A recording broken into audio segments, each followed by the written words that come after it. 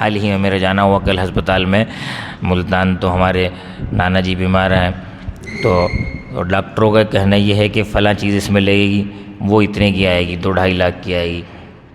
اب 102 سال ان کی عمر ہے، اب سوچنے کی بات ہے، غور و فکر کریں، 101 سال تک تو اس دل نے صحیح کام کیا ہے، 102 میں جا کے اس دل نے کچھ کام کرنا کم کیا، 35% پہ، 34-45 پہ، لیکن 100 صدی، ایک پوری صدی ہے۔ غور و فکر کیا جائے، اللہ کی نعمتوں کو ہم تلاش کریں تو کسی نے بل نہیں مانگا، کسی نے یہ نہیں کہا کہ اتنا خرچہ ہوگا، لیکن جیسے جیسے انسان کی عمر ڈھل رہی ہے وہ کیفیات میں کمی آ رہی ہے، اور وہ کیفیات اونچے درجے کی نہیں ہو رہی ہیں، لیکن ہم اس پہ غور و فکر نہیں کر رہے ہیں۔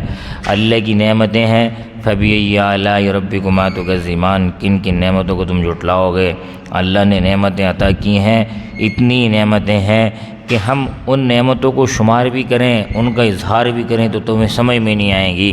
تو کیفیات ہیں، فرمایا کہ شخص کو شکر کی کیفیات حاصل کرنی ہو، ہسپتال میں چکر لگانا چاہیے، ایسی جگہ پہ جہاں پہ ہڈیاں بالکل چورے چورے ہوتی ہیں وہاں دیکھے اور ہاتھوں کو دیکھے، تیرا شکر ہے میری ہڈیاں کام کر رہی ہیں، میرا دماغ کام کر رہا ہے۔ پھر ایسی جگہ جائے کہ جہاں دل کا سلسلہ ہے، تو دل ہی کے رات میں کل میرا جانا ہوا تو وہ سارا دل کے، اور سب دل ہی کے مریض تھے، سارے کے سارے، کوئی اور شخص نہیں، بس ایک شخص اندر جا سکتا، تو وہ سارے کے سارے مریض دل کے تھے۔ سب کے لیے انہوں نے نظم کیا ہوا ہے، ہر چیز یعنی اپنی جگہ پہ کام کی، یعنی بہت خطرناک خرچہ انہوں نے کر کے دل کو مینٹین کیا ہوا ہے۔ اللہ تعالیٰ نے تو تم سے کچھ لیا ہی نہیں، کوئی مشین نہیں لگائی، بغیر کسی اس کے دل کام کر رہا ہے۔ فرمایا کہ یہ دل اللہ کے قبضے قدرت میں ہے، جب یہ دل بند ہوتا ہے تو انسان کی آواز لگتی ہے، ارے لوگوں سنو فلاں شخص دنیا سے چلا گیا ہے۔ یہ دل جب تک حرکت میں ہے اس وقت تک انسان کہلائے گا، جب یہ دل اس وقت اس کی آواز بند ہو جائے تو پھر انسان نہیں ہوگا۔ اگر وہ بہت بڑا ڈاکٹر ہے وہ ڈاکٹر نہیں کہلائے گا، بہت بڑا وزیر ہے وہ وزیر نہیں کہلائے گا، وہ بہت بڑا بادشاہ ہے وہ بادشاہ نہیں کہلائے گا۔ یہ دل ہے، اس دل کے لیے اللہ رب العزت نے بہت سارے معاملے کیے ہیں۔ دل تمام جسم کے اندر ایک مقام رکھتا ہے، اور اس کے بغیر پورا دل حرکت نہیں کر سکتا، پورا جسم حرکت نہیں کر سکتا۔ دل سے پانی جو خون ہے وہ اگر دماغ میں جانا بند ہو جائے تو معاملہ خراب ہے، دماغ کے اندر جو ہے نا برین کا نظام سارا ڈیمیج ہو جائے گا۔ اور ایسے ہی دوسرے وال بند ہو جائیں، تیسرا وال بند ہو جائے تو ایک وال پہ جو ہے نا سارا برڈن پڑے گا، تو اس وقت بھی تو کہنے کہ دل جو ہے نا یہ اللہ کے قبضے قدرت میں ہے۔ فرمایا کہ لوگوں سنو کہ جسم میں ایک ایسا ٹکڑا ہے، اگر وہ ٹھیک ہو پورا جسم ٹھیک رہتا ہے، اگر وہ خراب ہو جائے تو پورا جسم خراب ہو جاتا ہے۔ یہ دل ہی تو ہے۔ ہر شخص سے پوچھو، اے چلو نماز پڑھنے چلتے ہیں، میرا دل نہیں کر رہا، ارے تم نے دیکھا ہے دل کو؟ تم جو کہہ رہے ہو دل نہیں کر رہا، کسی نے نہیں دیکھا؟ دیکھا کسی نے نہیں دیکھا؟ ارے کھانا کھا لو، میرے دل تو آج جو ہے فلاں کھانا کھانے کو کر رہا ہے۔ یہ دل، ہر چیز دل پہ ڈالی ہوئی ہے۔ بھائی تم خیال کرو، یہ تھوڑی بھی دل نے کھانا، تم نے منہ سے ہے، اب ہر وقت ہر چیز دل پہ ڈال رکھی، میرے دل کر رہا کہ آج میں یہ کام کر لوں۔ بھائی تم پتہ نہیں کیا سلسلہ ہے۔ بھائی دنیا کے اندر ایسے رو میں بہے جا رہے ہیں، سارے چل رہے ہیں اس میں، یہ سمجھے کہ سیلاب کے اندر بہے جا رہے ہیں، خیال ہی نہیں ہے۔ ارے تم پکڑو کسی چیز کو مضبوطی سے تاکہ اس سیلاب کے اندر سے نکلو، اس دنیا کی کیفیات سے نکلو، راحت کی طرف آؤ۔ لیکن کیا ہے، تو بات عرض کر رہا کہ اللہ رب العزت نے اس مہینے کے اندر بہت ہی اہمیت کے کام کیے ہیں۔ کیا ہے کہ اللہ نے قربانی عطا کی ہے۔ فرمایا قربانی ایک ایسا عمل ہے، اس کے کرنے سے اللہ راضی ہوتا ہے، اس کے کرنے سے اللہ کا نبی راضی ہوتا ہے، اس کے کرنے سے ابراہیم علیہ السلام کی سنت زندہ ہوتی ہے۔ فرمایا قل ان صلاتی و نسکی و محیای و مماتی اللہ رب العالمین، کہہ دیجئے میری نماز، میری قربانی، میرا جینا، میرا مرنا اللہ کے لیے ہے۔ یہ چیزیں کیفیات آئیں گی تو سب چیزیں ہماری ہی ہیں۔ محمود غزنوی ایک بہت بڑا بادشاہ گزرا ہے، فرمایا ایک دن اس نے اعلان کیا، اے لوگو آج میں نے اپنے خزانے کے سارے دروازے کھول دیے ہیں، خزانہ میں نے یہاں سارا ڈال دیا ہے، جو جتنا لے جانا چاہتا ہے لے جاؤ، جو جتنا لے جانا چاہتا لے جاؤ۔ فرمایا کہ سارے کے سارے وزیر مشیر درباری ٹوٹ پڑے اور بھاگ رہے ہیں، اٹھاوٹ دوڑ رہے ہیں، دنیا ایسے بھاگتا ہے، فری مل رہی ہے۔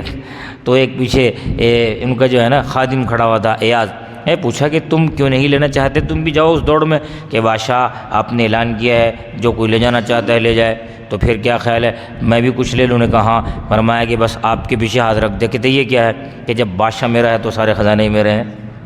یہ سوچ ہے اس کی، سلسلہ ایسے ہی ہے کہ جب ہمارے اللہ سے تعلق ہوگا نا، یہ تعلق ہر ایک کا نہیں ہوتا، جس کا ہو جاتا ہے نا اس کو یقین ہو جائے گا کہ بھائی ہر چیز اللہ کے ساتھ اللہ کی مدد سے چلے گی۔ صحابہ کرام رضی اللہ اجمعین کا تعلق اللہ سے بہت اونچے درجے کا تھا، صحابہ کرام کو یقین کامل اللہ کے درجے پہ تھا۔ یقین کامل کی کیفیات اونچے درجے کی ہوتی ہیں، یہ ہر شخص کو بہت دیر میں حاصل ہوتی ہیں۔